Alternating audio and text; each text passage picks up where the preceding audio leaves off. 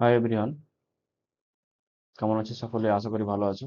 তো আমি তোমাদের জন্য নিয়ে চলে এসেছি এমএমআর স্টাডি অ্যান্ড ইনফো চ্যানেলের তরফ থেকে আরও একটা ভিডিও, যেটা ভিডিও দেখলে তুমি বুঝতে পারবে যে এনএন জিএনএম পরীক্ষার যে ফর্ম ফিল আপ রয়েছে সেই ফর্ম ফিল আপটা স্টেপ বাই স্টেপ কীভাবে করতে হচ্ছে। হ্যাঁ, কারণ এটা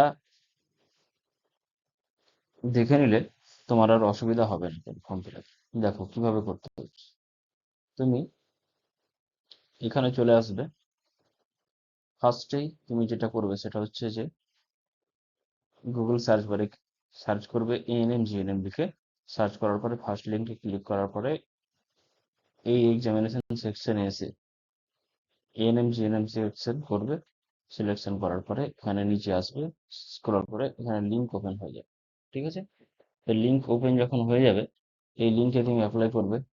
এই লিঙ্কে গিয়ে যখন ক্লিক করলে, ক্লিক করার পরে তোমার কাছে চলে আসছে,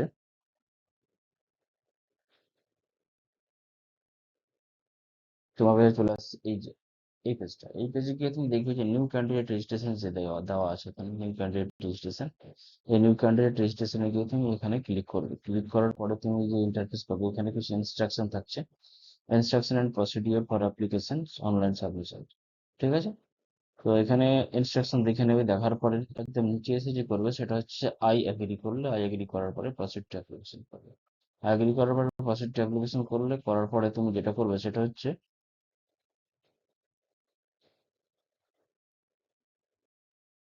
যে এখানে কিছু কনসেপ্ট কনসেপ্ট পেয়ে যাবে। সেগুলো হচ্ছে একবারই চেক অল করে নেবে। চেক অল করে নেওয়ার পরে সবগুলোতে টিক হয়ে যাবে। আলাদা আলাদা করে টিক করতে যাওয়ার দরকার নেই। তুমি এখানে যখন যাবে চেক অল করবে, করার পরে সমস্তগুলো তো টিক হয়ে যাবে, যেগুলো তুমি দেখতে পাচ্ছ এখানে। হ্যাঁ, টিক হয়ে যাবে। এবার তুমি হয়ে যাওয়ার পরে নিচে এসে অ্যাগ্রি বাটনে ক্লিক করে, অ্যাগ্রি বাটনে ক্লিক করার পরে তুমি পরবর্তী পেজ যেটা পাবে সেটা হচ্ছে তোমার, এখানে তোমাকে সেভ করতে পারবে। কনফার্মেশনের জন্য ইয়েস নয় ইয়েস করবে এখানে। ইয়েস করার পরে তুমি যেটা পাবে সেটা হচ্ছে যে তোমার রেজিস্ট্রেশন ফর্ম। রেজিস্ট্রেশন ফর্মের এখানে তুমি কি করবে, ক্যান্ডিডেট নেম দেবে, তোমার নিজস্ব নাম, বাবার নাম, মায়ের নাম। হ্যাঁ, এখানে নিজস্ব ডেট অফ বার্থ, নিজের সমস্ত সব কথা, নিজের সমস্ত ডেটা দেখতেই পাচ্ছ, এখানে ফিল আপ করবে। এই জায়গাটাতে শুধু যেটা আছে আইডেন্টিফিকেশন টাইপ, এখানে তুমি সিলেক্ট করবে একটা, যে ভোটার কার্ড যদি না হয়ে থাকে তাহলে তুমি ভোটার কার্ড দেবে না। সব থেকে নিচে যেটা আছে যে তোমার আদার গভর্নমেন্ট আইডি এরকম আছে, তো ওটা সিলেক্ট করার পরে এখানে তুমি আইডেন্টিটি নাম্বারটা দিয়ে দিলে। আইডেন্টিটি নাম্বার মানে আধার কার্ড দিচ্ছ, মানে আধার কার্ডের নাম্বারটা দিয়ে দিলে এখানে। তারপরে নিজের ফোন নাম্বার, ইমেল আইডি দেওয়ার পরে নিচে আসবে। আসার পর তুমি পাসওয়ার্ড সিলেক্ট করবে একটা। এখানে পাসওয়ার্ড কিভাবে সিলেক্ট করতে হবে তার প্যাটার্নটা আমি এখানে দেখিয়ে দিয়েছি। তার মানে হচ্ছে এটাই যে তোমার ক্যাপিটাল লেটারে ফার্স্ট লেটার তোমার নামের যে আছে সেটা ফার্স্ট লেটারটা ক্যাপিটালে হবে। তার পরবর্তীতে স্মলে দিবে। ঠিক আছে, স্মলে দেওয়ার পর তুমি একটা ক্যারেক্টারিস্টিক্স, যেমন @@ দিয়েছি আমি এখানে, তুমি হ্যাশও দিতে পারো। তারপরে একটা তারপরে তুমি যে কোনো সংখ্যা দিয়ে দিতে পারো। ঠিক আছে, মানে সোজা কথায় এই যে প্রসেসটা আমি দেখিয়েছি, মানে এই প্যাটার্নে তুমি করবে, তুমি বুঝতে পারছো। আর এখানে তারপর পরবর্তীতে সেম এখানে কনফার্ম করবে। দেওয়ার পরে এখানে ক্যাপচা কোড দিয়ে সাবমিট করবে, ক্যাপ সিকিউরিটি পিন দিয়ে। আর এটা দেওয়ার পরে তুমি যেটা পাবে সেটা হচ্ছে verification of mobile number or email IDs. ঠিক আছে, এটা ম্যান্ডেটরি টু রেজিস্টার সাকসেসফুলি, মানে তুমি রেজিস্ট্রেশনটা আরো সাকসেসফুলি করার জন্য তোমাকে এটা ভেরিফাই করতে হবে। ভেরিফাই করার জন্য তোমার মোবাইলে একটা ওটিপি আসবে। সেই ওটিপিটা তুমি এখানে এন্টার করবে। ঠিক আছে, এবং ইমেলের ওটিপিটা এন্টার করবে, দিয়ে একসাথে দুটোই ভেরিফাই করে নেবে।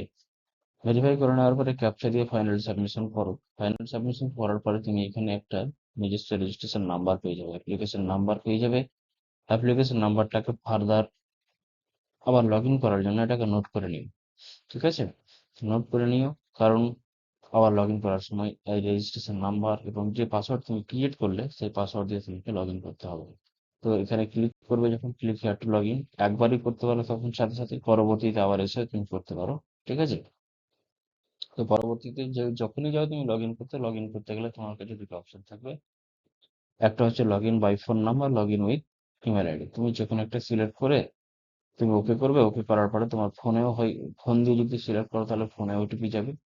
আর যদি তুমি ইমেল আইডি দিয়ে সিলেক্ট করো তাহলে ইমেল আইডি ওটিপি যাবে। ওটিপি এখানে এন্টার করলে, করার পরে লগ ইন করলে, লগ ইন করার পরে তুমি চলে যাবে এখানে নেক্সট আবার কিছু কনসেন্ট চাইছে, সেগুলোতে ফার্স্টে একটা দেখালাম যে চেক অল করে নেবে, ঠিক আছে।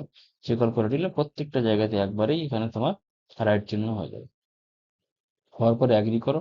অ্যাগ্রি করার পরে তুমি যেটা পাবে সেটা হচ্ছে যে নিজের অ্যাপ্লিকেশন ফর্মে এবার টোটালটা যে প্রসেসটা সেটা দেখতে পাবে। এখানে তোমার অ্যাপ্লিকেশন নাম্বারটা থেকে যাবে, তোমার নিজস্ব নাম দেখতে পাবে।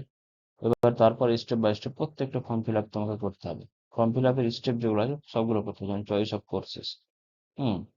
যে চয়েস অফ কোর্সেস আছে, তারপরে তোমার কোর্সের ক্ষেত্রে এএনএম জিএনএম যেমন আছে, দুটোই করতে পারো, বা তুমি যদি একটা দাও তাহলে একটা করবে, ঠিক আছে। এবার যেরকম ভাবে অ্যাপ্লিকেশন করবে সেরকম ভাবে ফিস পেমেন্ট হবে। এবার দেখো, ব্যাপারটা হচ্ছে কোয়ালিফিকেশন ডিটেলস এর ক্ষেত্রে এই জায়গাটা একটু দেখা জরুরি আছে। পাসিং স্ট্যাটাস, মানে তুমি যদি 2026-এর ক্যান্ডিডেট হয়ে থাকো মাধ্যমিকের, সরি উচ্চ মাধ্যমিকের, তাহলে তোমাকে এই বছরেই অ্যাপিয়ারিংটাই দিতে হবে। মানে পাসিং স্ট্যাটাস এখানে দেবে, অ্যাপিয়ারিং তুমি এখানে দেবে পাসিং ইয়ার 2026, এখানে দেবে তোমার বোর্ডের নাম, West Bengal Council of Higher Secondary Education. নিজের যে স্কুল থেকে পড়েছি সেই স্কুলের নাম, অ্যাড্রেস, পিন কোড দেবে। এইখানে তোমার যদি ভোকেশনাল স্ট্রিম থাকে তাহলে সেটা তুমি দিতে পারো, না হলে তোমার দরকার নেই এখানে। তার পরবর্তী যে স্টেপ আছে এক্সাম সেন্টার ডিটেলস, সবসময় চেষ্টা করবে এক্সাম সেন্টার নিজস্ব ডিস্ট্রিক্টে নেওয়ার। বা এরকম হতে পারে কি যে অন্যান্য ডিস্ট্রিক্টে তুমি ভুল করে দিয়ে দিলে, তো তোমার একটু অসুবিধা হতে পারে এক্সামের দিন। তো সবসময় বলবো যে তোমার যেটা প্রেফারেন্স ফার্স্টে দেবে সেটা যেন নিজের কাছাকাছি হোক, কারণ ফার্স্ট প্রেফারেন্সটাতে বেশিরভাগ আসার চান্স, না আসলে সেকেন্ড থার্ডে যাবে, ঠিক আছে। তো ওনারাও চেষ্টা করেন যে ফার্স্ট প্রেফারেন্সে দেওয়া যাতে যায় সেন্টারটা। তো আপলোড ফটোগ্রাফ তারপরে করবে, contact details, upload photograph and signature. Photograph signature কত কপি করে লাগবে সেটা তুমি দেখতেই পাবে, ওখানে দেওয়া থাকবে। হ্যাঁ। এবার সবকিছু আপলোড করার পরে ফাইনালি যেটা সাবমিট করবে, তো ফাইনাল সাবমিশনের আগে তোমার রয়েছে প্রিভিউ। প্রিভিউ রয়েছে, প্রিভিউ এর সময় তুমি দেখে নেবে তোমার সমস্ত কিছু ডেটা ঠিক আছে কিনা। যদি না থাকে তাহলে তুমি আবার এডিট করতে পারবে, কিন্তু ফাইনাল সাবমিশনের পরে আর এডিট করতে পারবে না। তো সেটা অবশ্যই দেখা দরকার। এবং ফাইনাল সাবমিশনের পরে তোমার অবশ্যই রেজিস্ট্রেশন ফিস তো পুরো সাবমিশন করতে হবে, নাহলে ফর্ম ফিল আপ কমপ্লিট হবে না। হুম। কারণ পরীক্ষা তুমি দিতেই পারবে না, তোমার রেজিস্ট্রেশন নাম্বার ক্রিয়েট হলেও তুমি পরীক্ষা দিতে পারবে না যদি না তুমি ফর্ম ফিল আপের পয়সাটাকে, ফিজটাকে সাবমিট না করো। এটা করে দেওয়ার পরে তুমি একটা কনফার্মেশন পেজ পেয়ে যাবে। কনফার্মেশন পেজে তোমার সব ডিটেলস দেখতে পাবে তুমি। তার মানে তুমি এখান থেকে বুঝে যাবে যে তোমার ফর্ম ফিল আপ হয়ে গেছে, ঠিক আছে। এইবারে এটা হয়ে যাওয়ার পরে তুমি তোমার ওটাকে প্রিন্ট আউট করে যত্ন করে একটা কনফার্মেশন পেজটা রেখে দেবে, কারণ ওই কনফার্মেশন পেজটা কিন্তু তোমার কোয়ালিফাই পরে কাউন্সিলিং এর সময় লাগবে, ভেরিফিকেশনের সময় লাগবে, ঠিক আছে। তো এই হচ্ছে টোটাল প্রসেসটা। তারপরেও যদি তোমাদের কোনো রকম অসুবিধা হয় ফর্ম ফিল আপে, তাহলে তোমরা অবশ্যই আমাকে কমেন্ট সেকশনে জানাও।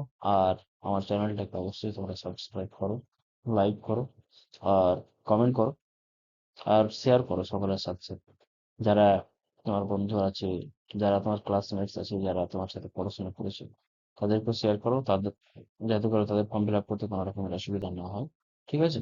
আর পড়াশোনাটা ভালোভাবে করে যাও, সকলে ভালো থেকো, এটাই হচ্ছে আমার বলার। আর ভিডিওটাকে দেখার পরে তোমরা ফর্ম ফিল আপটা করবে, কারণ ফর্ম ফিল আপটাকে হাতছাড়া করবে না।